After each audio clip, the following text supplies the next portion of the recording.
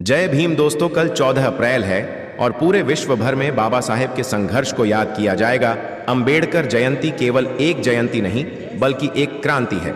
संविधान निर्माता, समाज सुधारक और दलितों के मसीहा नड़ौ भीमराव रामजी अंबेडकर मेडान के जन्म दिवस 14 अप्रैल 1891 को समर्पित है। यह दिन न केवल उनकी उपलब्धियों का उत्सव है बल्कि सामाजिक समानता, न्याय और मानवाधिकारों के लिए उनके संघर्ष को याद करने का अवसर भी है।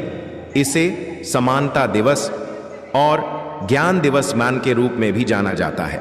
14 अप्रैल का महत्व उन्हीं लोगों को पता है जिन लोगों ने बचपन से ही भेदभाव और असमानता सहा, लेकिन बाबा साहेब की वजह से आज वही समाज सभी के साथ बराबर बैठ सकता है।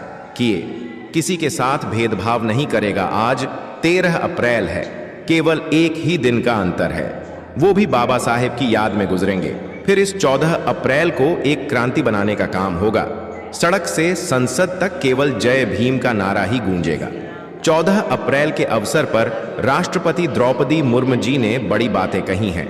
राष्ट्रपति द्रौपदी मुर्मू जी आदिवासी समाज से आती हैं, जो आज अपने इस अधिकारों के पीछे बाबा साहेब के संघर्ष के बारे में बताएंगी और उनके योगदान के थोड़े से भाग को इतिहास के पन्नों में लिखेंगी।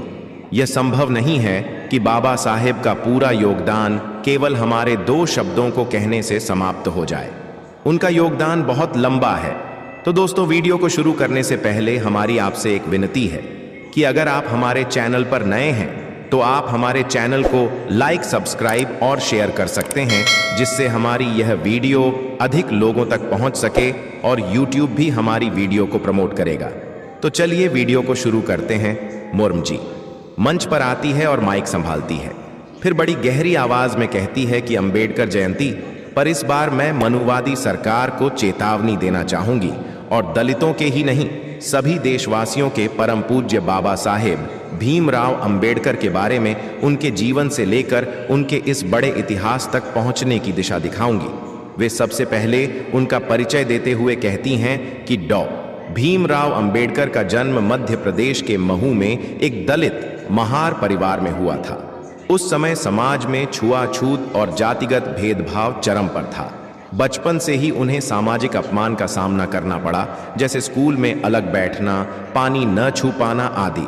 फिर भी उन्होंने शिक्षा को हथियार बनाया और कोलंबिया विश्वविद्यालय, लंदन स्कूल ऑफ इकोनॉमिक्स से अर्थशास्त्र में डॉक्टरेट हासिल की।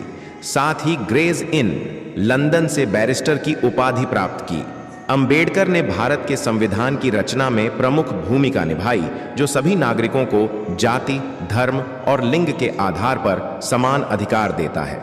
इसे दुनिया का सबसे लंबा लिखित संविधान माना जाता है। दलित आंदोलन, उन्होंने महाड़ सत्याग्रह 1927 और अपूर्णा पैक्ट 1932 जैसे आंदोलनों के माध्यम से दलितों के अधिकारों की वकालत की। 1556 में हिंदू धर्म की क्रूतियों से तंग आकर उन्होंने लाखों अनुयायियों के साथ बौद्ध धर्म अपनाया, जिसे दलित बौद्ध आंदोलन आइस के रूप में जाना जाता है। पहली अंबेडकर जयंती की शुरुआत 14 अप्रैल 1928 को पुणे में उनके अनुयायी जनार्दन सदाशिव राणा पिसे ने की। तब से यह परंपरा पूरे भारत और विश्व में फैल गई। 2015 से भारत में इसे कई राज्यों में सार्वजनिक अवकाश के रूप में मान्यता मिली। यह पर्व सामाजिक समानता, शिक्षा और बौद्धिक जागरूकता का प्रतीक है। यह केवल एक उत्सव नहीं बल्कि अंबेडकर के विचारों को जीवित रखने और समाज में व्याप्त असमानता के खिलाफ आवाज उठाने का दिन है। इसे निम्नलिखित तरीकों से मनाया जाता है। पूरे भारत में, खासकर महाराष्ट्र, उत्तर प्रदेश, बिहार और अन्य राज्यों में लोग अंबेडकर की प्रतिमाओं पर माल्यार्पण करते हैं और विशाल जुलूस निकालते हैं। ये जुलूस चैत्य भूमि कांटी, मुंबई और दीक्षा भूमि कांटी, नागपुर जैसे स्थानों पर केंद्रित होते हैं।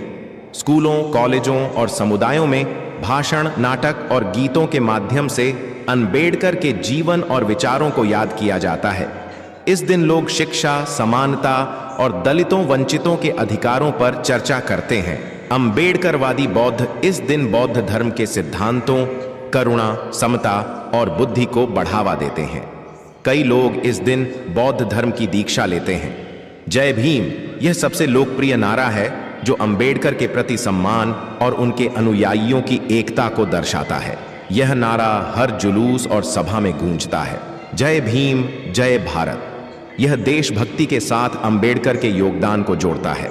अंबेडकर जयंती पर अंबेडकरवादी सड़कों पर उतरकर निम्नलिखित तरीकों से मनुवाद के खिलाफ अपनी आवाज बुलंद करते हैं। विशाल रैलियों में नारे, बैनर और भाषणों के माध्यम से वे मनुवाद को चुनौती देते हैं, जैसे मनुवाद मुर्दाबाद या जातिवाद का नाश हो जैसे नारे आम हैं। बामसेफ और अन्य दलित बहुजन समूह इस दिन समाज में व्याप्त जातिगत भेदभाव और मनुवादी विचारधारा के खिलाफ अभियान चलाते हैं।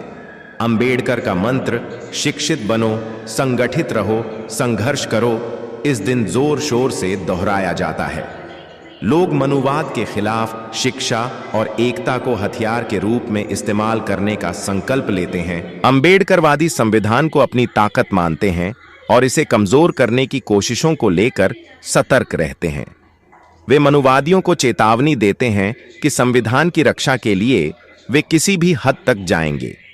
कुछ स्थानों पर नाटकों, कविताओं या प्रदर्शनों के जरिए मनुवाद की बुराइयों को उजागर किया जाता है।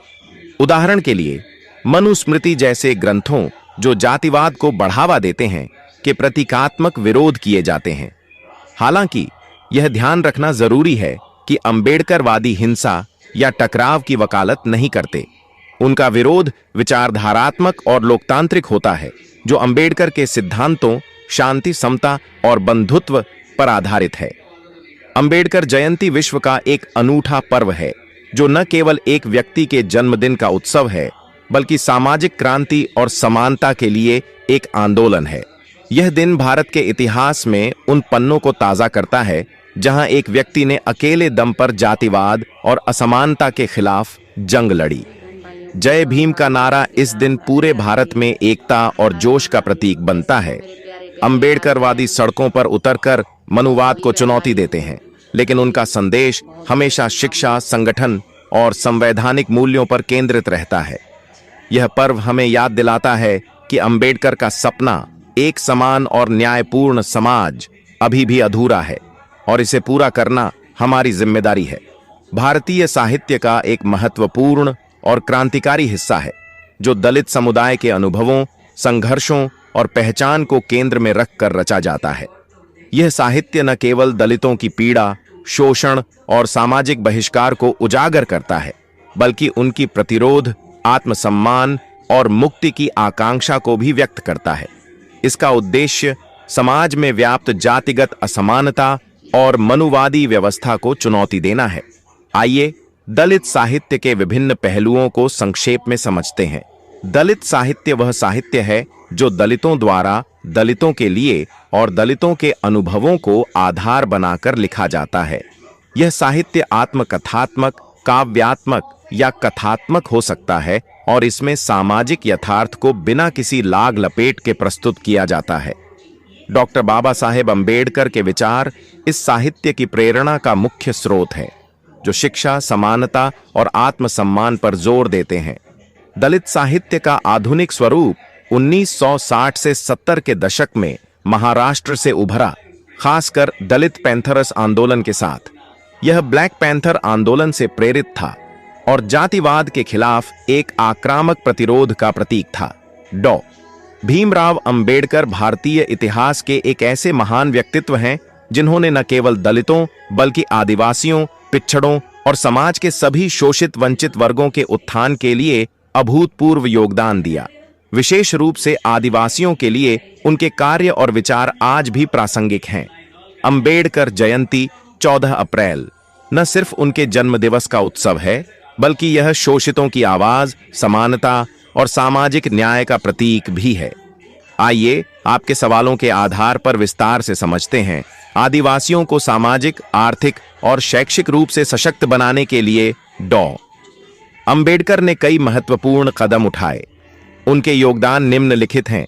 ये अनुसूचियां आदिवासी क्षेत्रों में स्वायत्तता और उनकी संस्कृति, जमीन और संसाधनों की रक्षा के लिए बनाई गईं। उदाहरण के लिए छठी अनुसूची पूर्वोत्तर के आदिवासी क्षेत्रों में स्वशासन की व्यवस्था करती है। शिक्षा और सरकारी नौकरियों में आदिवासियों के लिए आरक्षण की व्यवस्था ने उन्हें मुख्य धारा में लाने में मदद की। यह सुनिश्चित किया कि आदिवासी समाज के लोग भी उच्च पदों पर पहुंच सकें। अंबेडकर ने आदिवासियों की जमीन को बड़े उद्योगों और बाहरी लोगों के शोषण से बचाने की वकालत की। उन्होंने आदिवासी क्षेत्रों में गैर आदिवासियों द्वारा जमीन खरीदने पर पाबंदी की मांग की, जो बाद में कई राज्यों में लागू हुई। उनकी दूरदर्शिता के कारण वन अधिकार अधिनियम जैसे कानूनों की नींव पड़ी, जो आदिवासियों को उनके पारंपरिक वन संसाधनों पर अधिकार देता है। अंबेडकर ने शिक्षा को मुक्ति का सबसे बड़ा हथियार माना। उन्होंने आदिवासियों को शिक्षित करने और उनके अधिकारों के प्रति जागरूक करने के लिए कई संगठनों की स्थापना की, जैसे पीपल्स एजुकेशन सोसाइटी। उनकी प्रेरणा से आदिवासी समुदायों में स्कूल और छात्रावास स्थापित किए गए, जिससे उनकी नई पीढ़ी को अवसर मिले। अंबेडकर ने जातिगत भेदभाव और छुआछूत के खिलाफ आवाज उठाई, जो आदिवासियों के लिए भी प्रासंगिक थी। हालांकि आदिवासी समाज में जाति व्यवस्था वैसी नहीं थी, फिर भी उन्हें असभ्य या जंगली कहकर सामाजिक रूप से हाशिए पर रखा जाता था। अंबेडकर ने इस मानसिकता को चुनौती दी। उन्होंने बौद्ध धर्म अपनाकर आदिवासियों को भी एक नई पहचान और आत्मसम्मान का रास्ता दिखाया। कई आदिवासी समुदायों ने बौद्ध धर्म को अपनाकर सामाजिक समानता की दिशा में कदम बढ़ाया। अंबेडकर ने ओनल इंडिया डिप्रेस्ड क्लासेस फेडरेशन और शेड्यूल्ड कास्ट्स फेडरेशन जैसे संगठनों के जरिए आदिवासियों और अन्य वंचित समुदायों को राजनीतिक रूप से संगठित किया। उनकी बदौलत आदिवासियों को विधानसभाओं और संसद में आरक्षित सीटें मिलीं, जिससे उनकी आवाज सत्ता के गलियारों तक पहुंची।